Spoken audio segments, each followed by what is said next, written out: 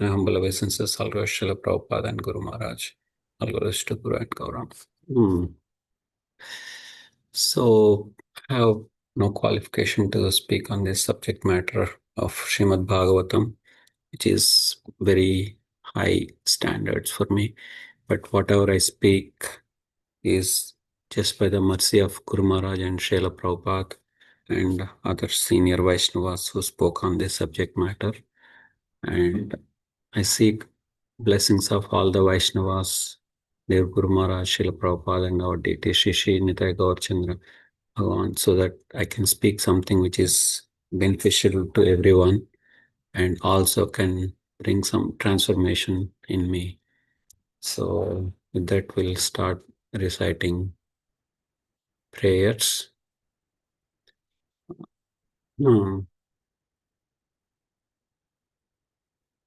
ॐ अज्ञानतिमिरान्धस्य ज्ञानाञ्जनशलाकया चक्षुरुन्मिलितं येन तस्मै श्रीगुरवे नमः। श्रीचैतन्यमनोभीष्टं स्थापितं येन भूतले स्वयं रूपा कदा मह्यं ददाति स्वापदान्तिकं। वन्देऽहं श्रीगुरो श्रीयुतापदकमलं श्रीगुरून् वैष्णवांश्च श्रीरूपं साग्रजातं सहगण रघुनाथान्वितं तं सजीवं साद्वैतं सावधूतं परिजनसहितं कृष्णचैतन्यदेवं श्रीराधाकृष्णपादान् सहगण ललिता श्रीविशाखान्वितांश्च। हे कृष्ण करुणा सिन्धो दीनबन्धो जगत्पते गोपेश गोपिका कान्ता राधा कान्ता नमोऽस्तु ते। तप्त काञ्चन गौराङ्गी राधे वृन्दावनेश्वरी वृषभानुसुते देवी प्रणमामि हरिप्रिये। वाञ्छाकल्पतरुभ्यश्च कृपा सिन्धुभ्य एव च पतितानां पावनेभ्यो वैष्णवेभ्यो नमो नमः। जय श्री कृष्ण चैतन्य प्रभु नित्यानंद श्री अद्वैत गदाधर श्रीवासादि गौर भक्तवृंद। हरे कृष्ण कृष्ण कृष्ण हरे हरे, हरे Ram Ram Ram Hare Hare. Let's recite the prayers from Srimad Bhagavatam. Narayanam namaskrityam naram chaiva narottamam devim saraswatim vyasam tato jayam udirayet. Nashtaprayeshu abhadreshu nityam bhagavata sevaya bhagavati uttama sloke bhaktir bhavati naishtukim. Om Namo Bhagavate Vasudevaya. Om Namo Bhagavate Vasudevaya. Om Namo Bhagavate Vasudevaya. Okay. We are reading from Canto 3, Chapter 27, titled Understanding Material Nature. Text 28 and 29. Then let's recite the verses. Madbhakta pratibuddhatho madprasadena bhuyasa nishreyasam swasamsthanam kaivalyakyam madashayam prapnoti hanjasa dhiraha swadrisha chinna samsayaha yadgatva na nivarteta yogi lingadvinirgame.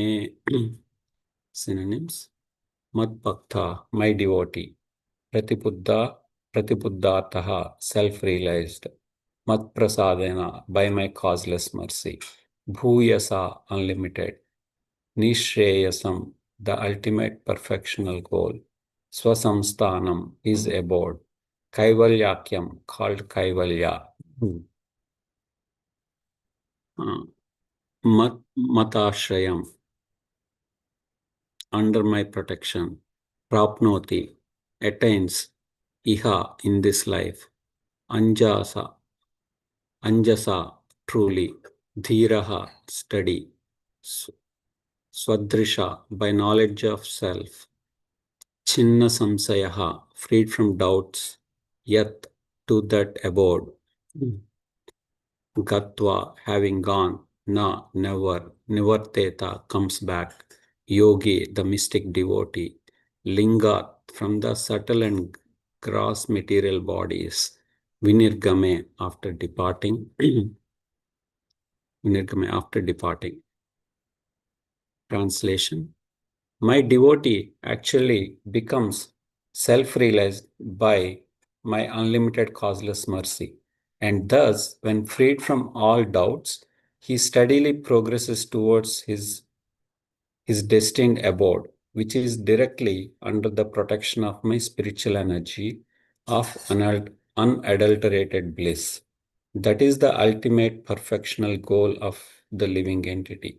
After giving up the present material body, the mystic devotee goes to the transcendental abode and never comes back. Purport, purport by His Divine Grace, Sri Bhaktivedanta Swami Srila Prabhupada ki jai. Actual self-realization means becoming a pure devotee of the Lord. The existence of a devotee implies the function of devotion and the object of devotion. Self-realization ultimately means to understand the personality of Godhead and the living entities.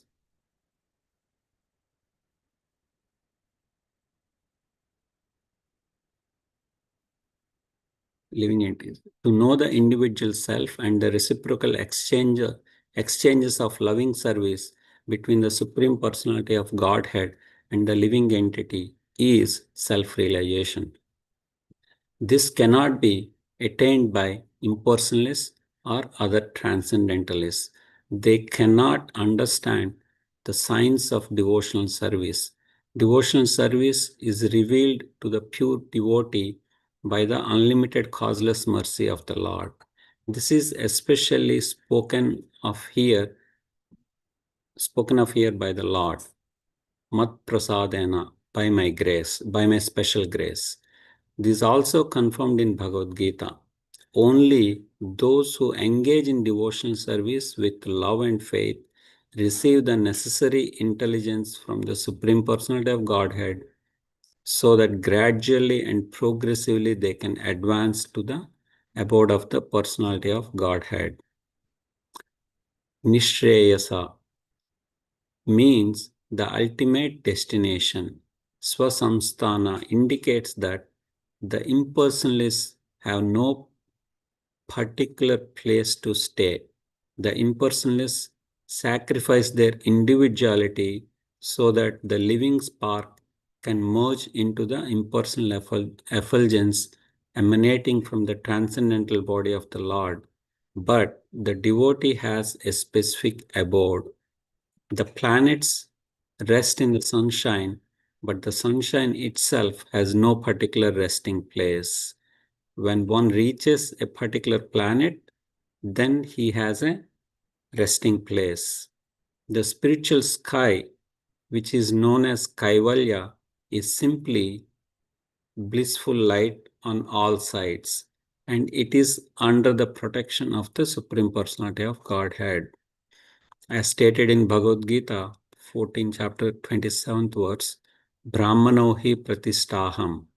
The impersonal Brahman effulgence rests on the body of the Supreme Personality of Godhead.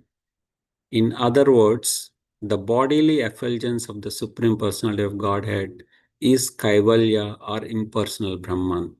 In that impersonal effulgence, there are spiritual planets which are known as Vaikunthas, chief of which is Krishna Loka. Some devotees are elevated to the Vaikuntha planets, and some are elevated to the planet of Krishna Loka, planet Krishna Loka.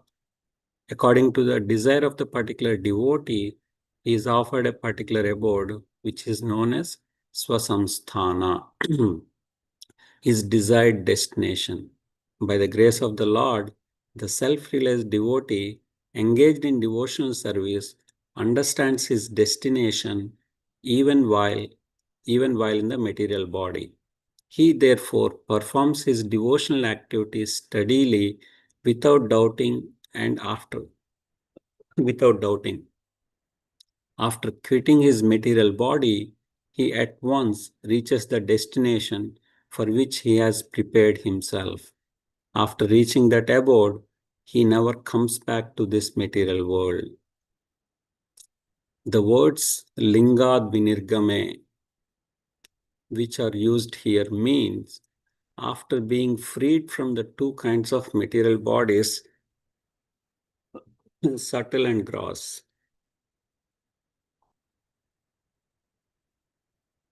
Kinds of material bodies, subtle and gross.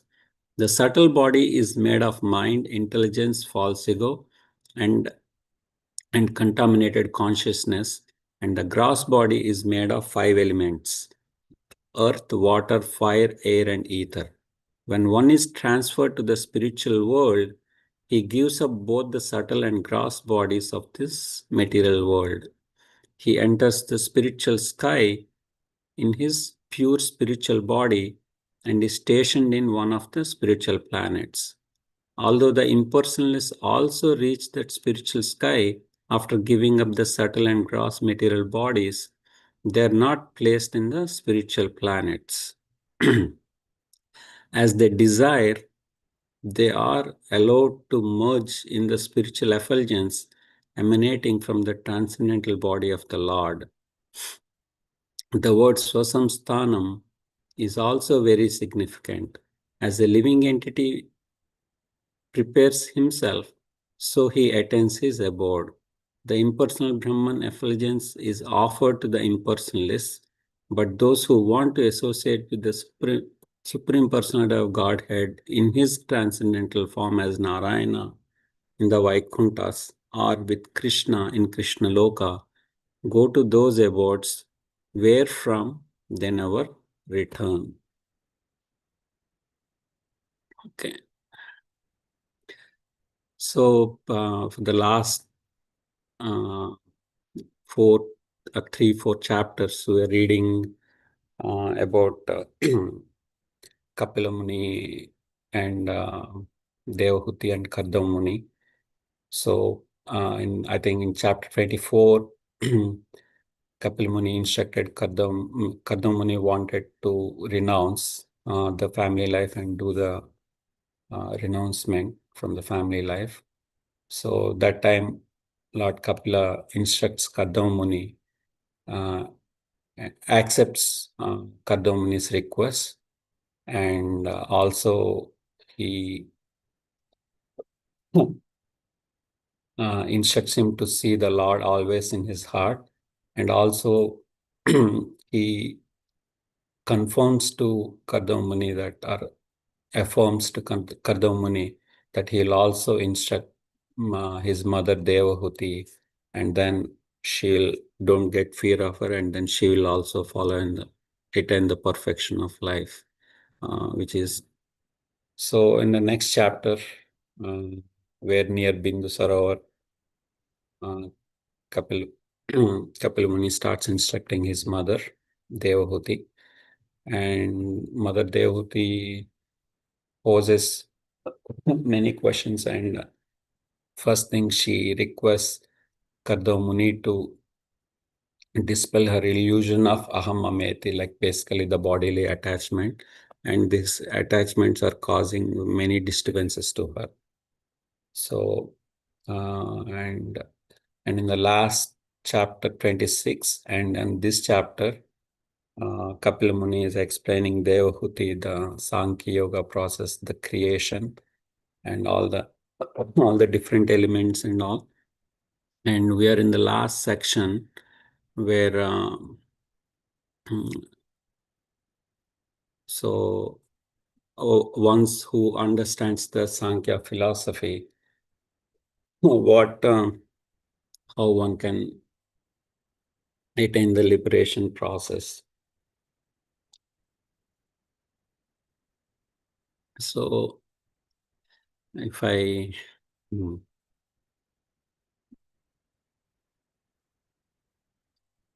so I think from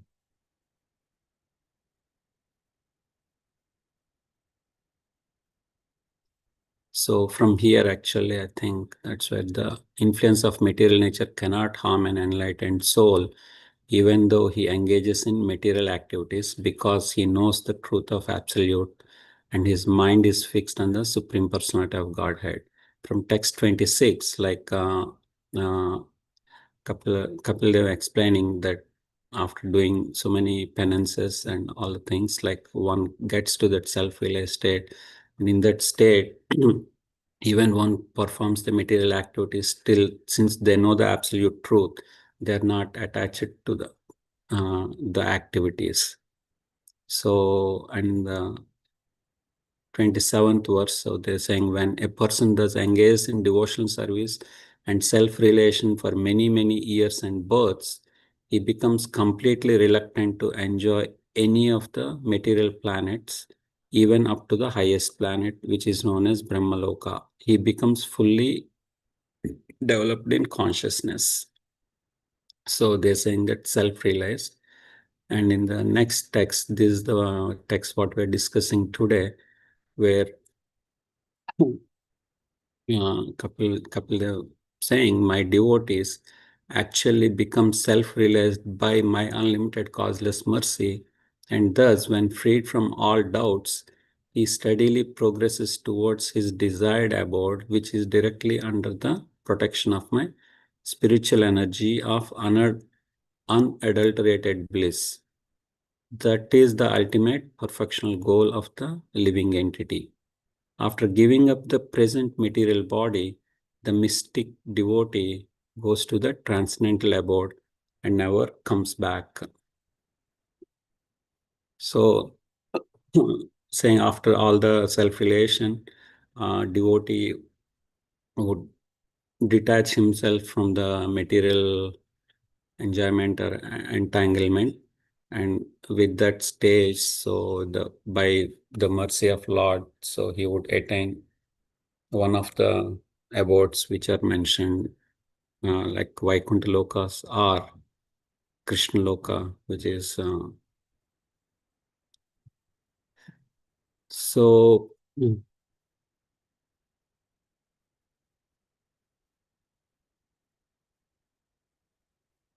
Such a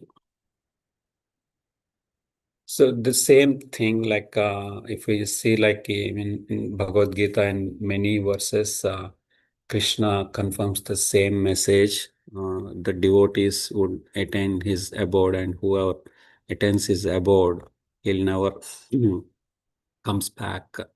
So the first verse which I found in Bhagavad Gita is, so 7th chapter, 23rd verse, men of small intelligence worship the demigods and their fruits are limited and temporary.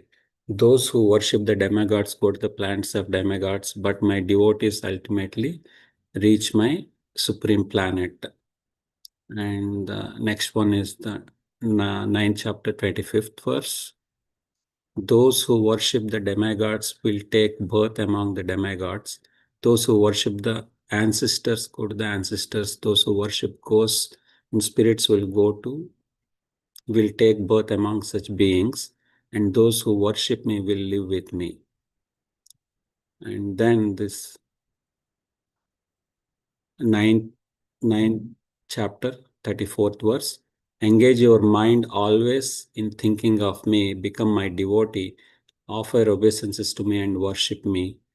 Being completely absorbed in me, surely you will come to me.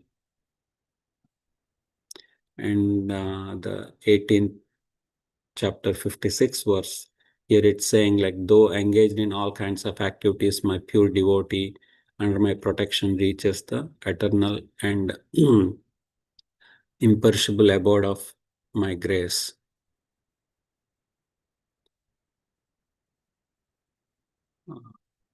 And coming to this verse in the purport, like where Prabhupada mentioned about the self-realization means, self-realization means is to know the individual self and the reciprocal exchanges of loving service between the Supreme Personality of Godhead and the living entity. That's what called as the real self-realization. So, and if you look at the text 27, it was mentioned that once someone reaches that self-relation state, to get to that liberation, one has to practice that self-relation for many lifetimes. Then they can get to this liberation state. So when we are going through the thing, like I was just thinking about the state, like all the living entities are being put in this material world because they all wanted to enjoy enjoy the material independent of Krishna. So when we put in the material world, like all the living entities are being conditioned by the three modes. Uh, and I think the verse, what it says is like, Daivihesha gunamayi mama maya duratiya mama eva prapadyante maya metam tarantite. This divine energy of mind consisting of the three modes of material nature is difficult to overcome. But those who have surrendered unto me can easily cross beyond it. So that's what Krishna is saying. And for that, like me, in order to show that, like means it's so hard to overcome the illusion or created by the material energy. We can see many examples in Srimad Bhagavatam, right? Like one example is Lord Brahma.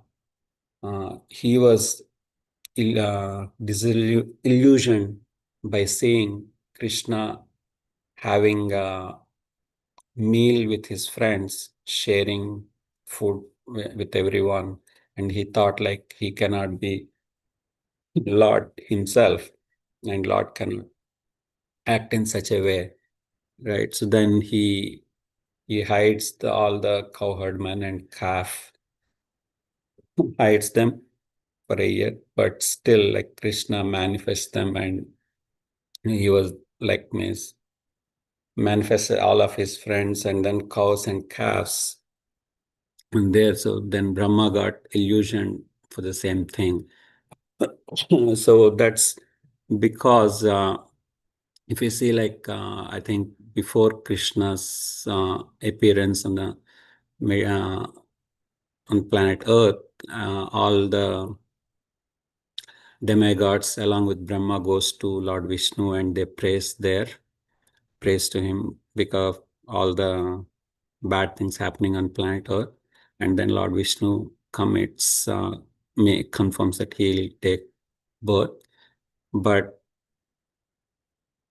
all demigods wonder like what's happening, and then Brahma thinks, okay, so let's see. Then Brahma gets illusioned by looking at Krishna, though he is the Supreme Lord. Similarly, Indra with Govardhan Leela, like Indra thought like he is the supreme and all the things to be offered to him for the rains.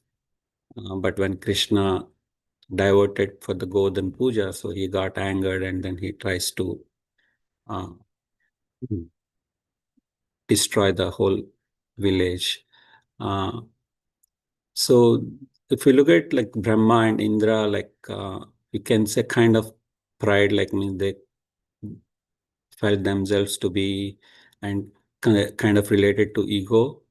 And then the next example, what we can look is Sauvar Muni, right? So we all know like he is so elevated and he has like so much, he conquered his senses and he wanted to,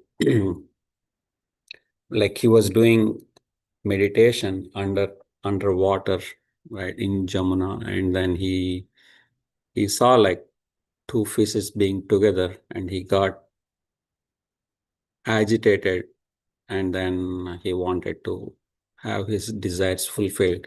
And then he comes out and then he gets married, the daughters of King Mandata, and then like after some time he realizes and he gets back and then he gets self-realization. So however a person like so elevated still they are controlled by the material energy as long as we are in. So and the thing is that, like,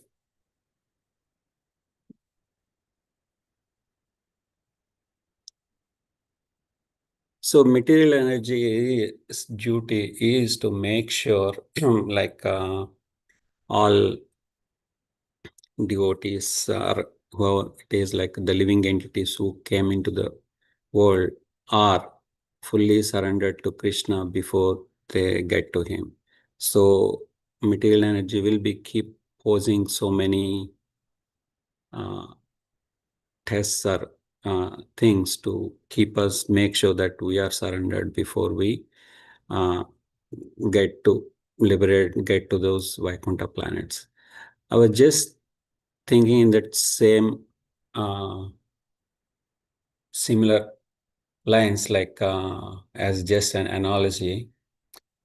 Uh, Many students who are studying, like, they aspire to get into these Ivy League colleges, and they study very hard to get into them. But just getting into those colleges, the job is not done. Still, they have to work hard to get passed through the high standards of tests, whatever has been conducted in the Ivy Leagues. If someone gets a little bit uh, lazy and then try to not work through hard while they're in the college, so they will be expelled out. I was thinking, like, similarly, somehow or the other, by the Krishna's mercy, the causeless mercy, passed to us in through guru and devotees, spiritual master and devotees, right? And if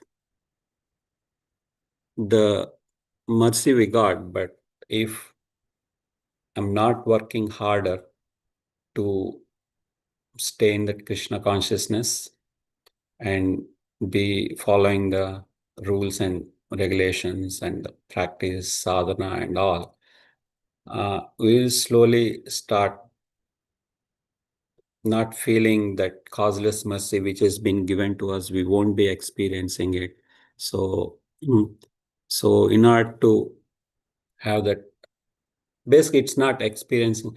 The mercy is always there, it's flowing to us, but only thing, because I'm not sincere to follow the process which has been explained, so I'm not experiencing that same mercy what I felt when I started my Krishna consciousness, which is very early stages, means where we can experience it quickly, but as we progress, it gets harder and harder. So we need to be very vigilant and always be in the association of devotees who has and listen to Krishna, Guru about Krishna, and then hear and then associate and render services without any ulterior motives.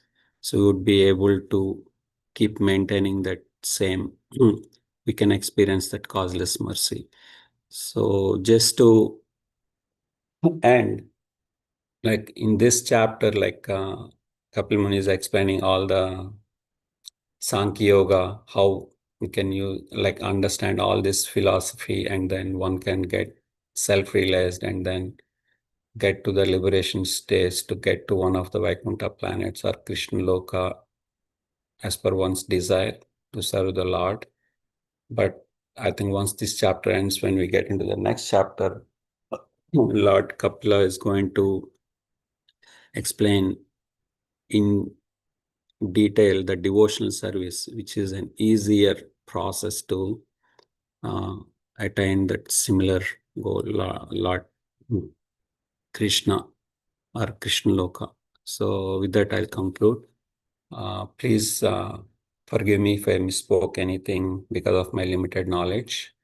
And with that, I would request any devotees to share their thoughts. Thank you.